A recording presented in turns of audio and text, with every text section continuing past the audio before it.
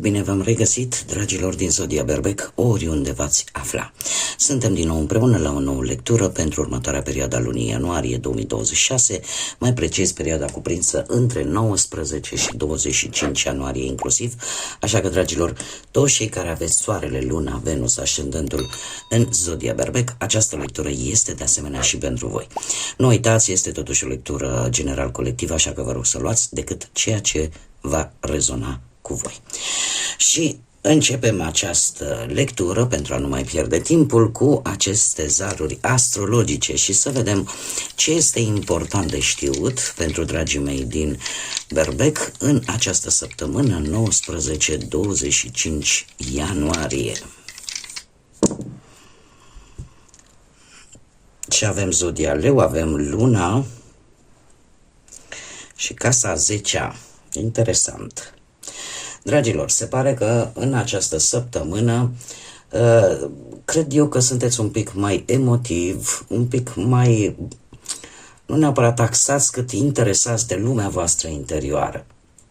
Maniera în care vă gestionați poate sentimentele, legăturile afective va fi una bazată poate chiar pe un pic de intuiție, dar de protecție.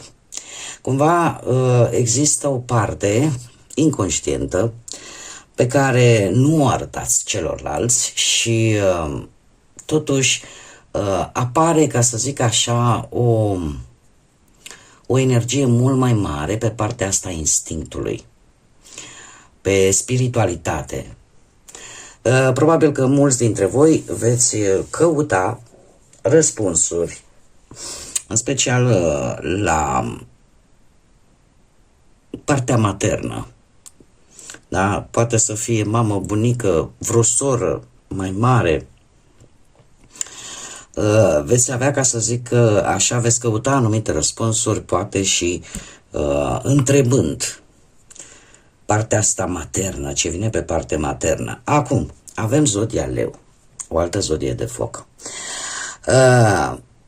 Încercați să evitați în această săptămână acele persoane, cum să zic eu, invidioase, care să profite cumva de această ușoară slăbiciune de care dați dovadă în această săptămână. Este, poate nu neapărat o slăbiciune, pentru că vă poate ajuta să vă dezvoltați atât la nivel spiritual, intuitiv, instinctiv. Vă poate chiar ajuta, mai ales că avem Casa 10 care ne vorbește de carieră, de reputația voastră, de statutul vostru social, de ambițiile pe care voi le aveți și eu aș spune că e posibil în această săptămână să aveți de-a face cu anumite figuri de autoritate, anumite figuri de stat. Cumva, Casa 10 poate reprezenta și cele mai mari reușite ale voastre, dar cu acest îndemn de a nu vă lăsa, cum să spun, ascultați-vă intuiția, ascultați-vă instinctul și nu vă lăsați pradă, ca să zic așa, acelor indivizi, acelor energii care vor poate să profite de empatia voastră, poate de generozitatea voastră și asta cu precădere, mai ales pentru cei care aveți poate și Zodia Leu în ascendent.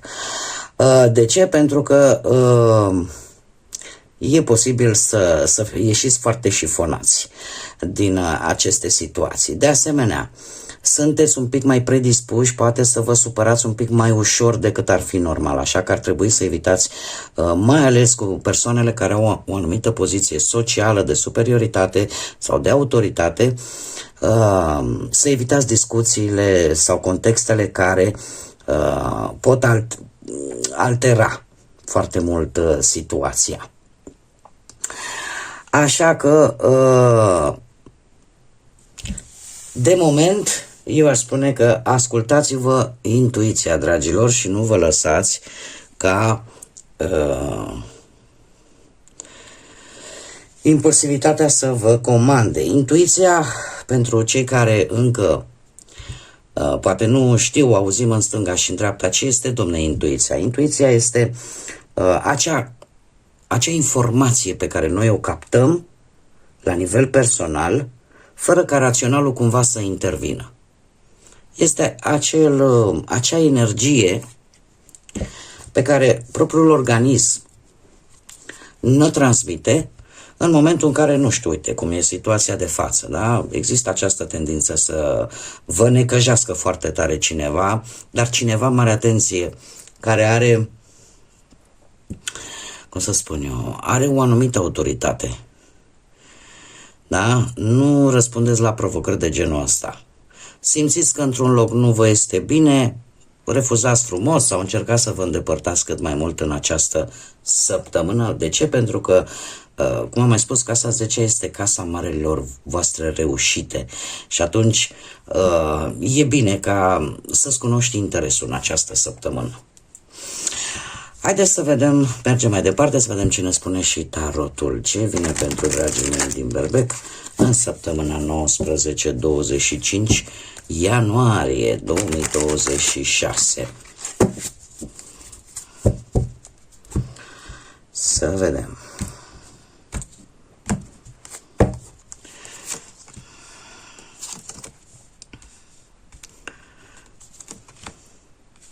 Să știți că lucruri destul de importante se vor întâmpla în această săptămână. Avem un rege de monede care îmi vorbește de o atitudine pe care voi o aveți vis-a-vis de o anumită situație sau mai multe, sau vis-a-vis de anumite relații.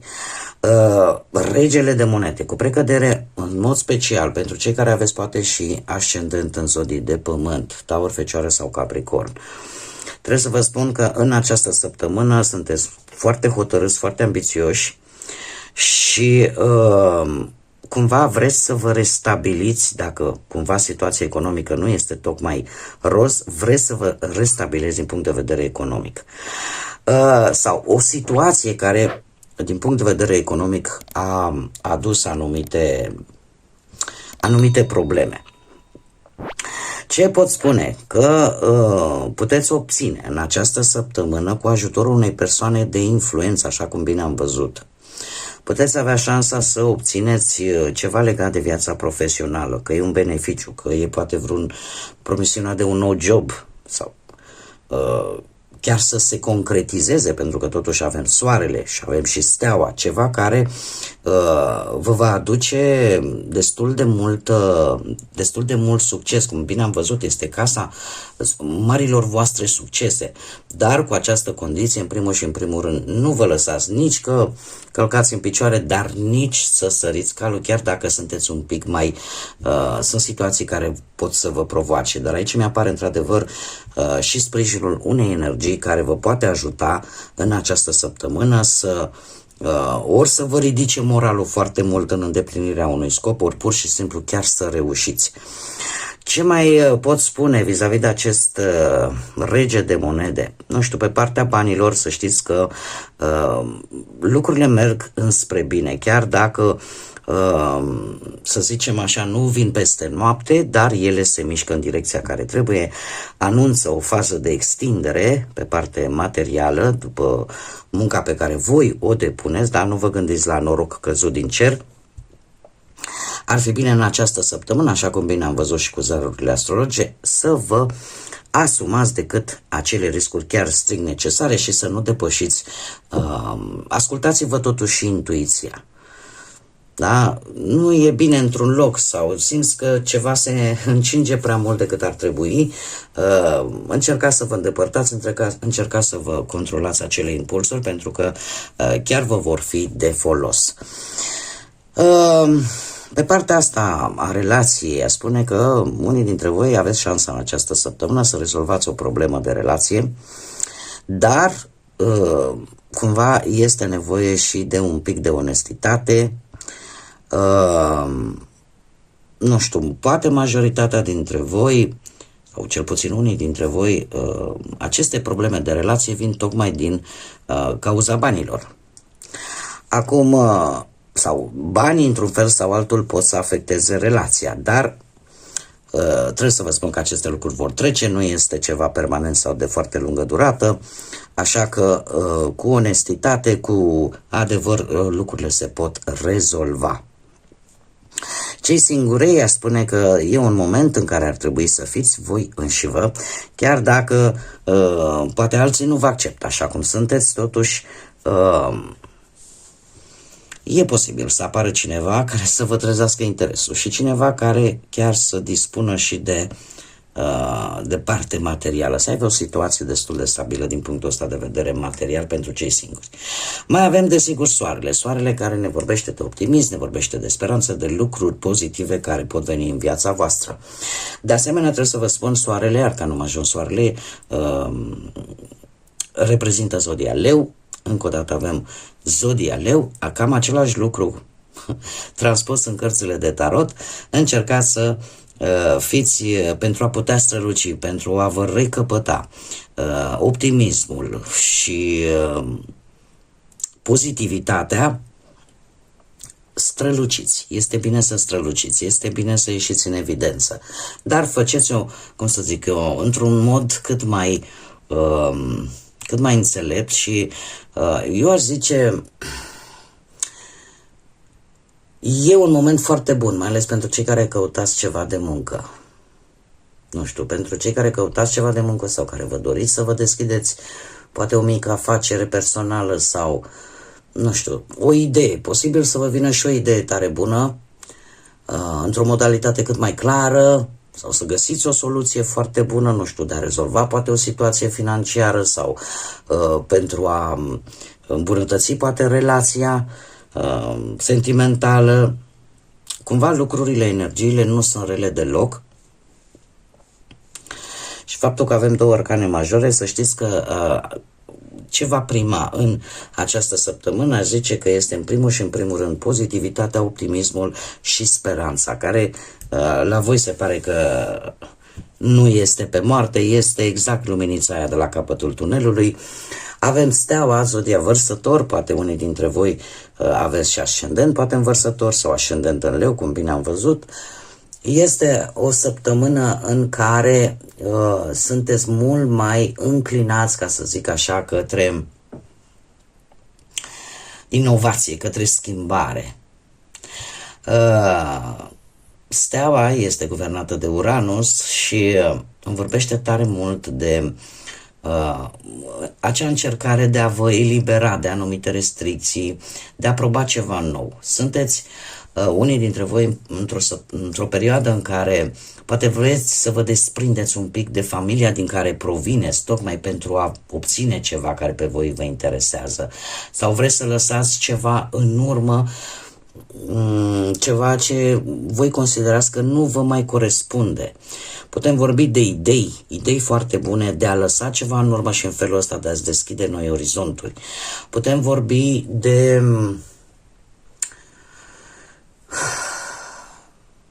o perioadă în care